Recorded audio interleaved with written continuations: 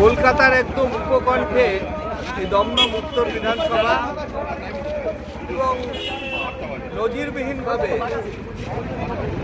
এখানে উন্নয়ন যেন থমকে দাঁড়িয়েছে, কোনো কাজ করেনি। এখানকার বিধায়িকা তার নির্বাচনী এলাকা সম্বন্ধে বিন্দুমাত্র আগ্রহী নন। কিছু গুন্ডা, বদমাশ, চোর, তোলাবাজ এরা এখানে চালিয়ে যাচ্ছে।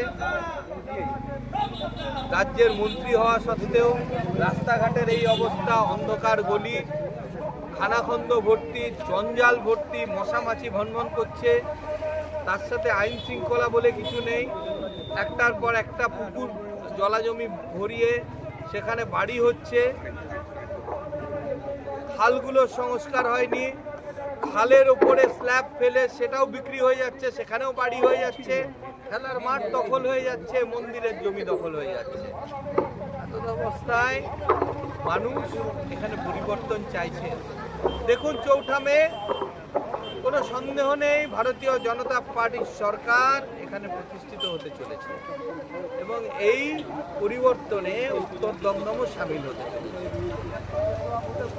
আন্তর্জাতিক বিমানবন্দরের এত কাছে অবস্থিত একটি বিধানসভা পরিসর, বিধানসভা ক্ষেত্র, কিন্তু সেখানে না কর্মসংস্থান হয়েছে, না উন্নয়ন হয়েছে, না মানুষের জীবনযাত্রার মান বেড়েছে। মানুষ এখানে খুব কষ্টে আছে। ভয়ের আবহে মানুষকে ধমকে, মানুষকে ভয় দেখিয়ে, মানুষকে অত্যাচার করে এখানে ভোট দিতে দেওয়া হয়। কিন্তু আপনাদের মাধ্যমে আমি জানাতে চাই, ভারতের নির্বাচন কমিশন যে অভূতপূর্ব নিরাপত্তা ব্যবস্থার মধ্যে বা নির্বাচন করতে চলেছেন, সেটা আগে পশ্চিমবঙ্গ কেউ দেখেনি।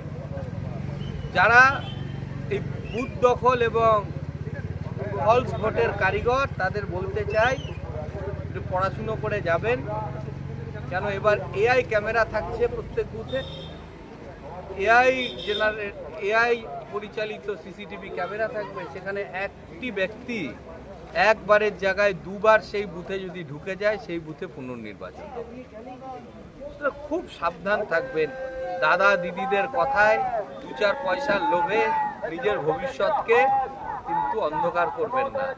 এবং ভারতের গণতন্ত্রের সবথেকে বড় উৎসব এই ভোট মহোৎসব, এবং এর সাথে যখন আপনি এর বিরোধিতা করতে যাবেন, সেটা রাষ্ট্রদ্রোহিতার সামিল। রাষ্ট্রদ্রোহিতার অপরাধে কতদিন জেলে থাকতে হবে আপনি নিজেও জানেন না। সুতরাং মানুষকে মানুষের ভোট দিতে দিন।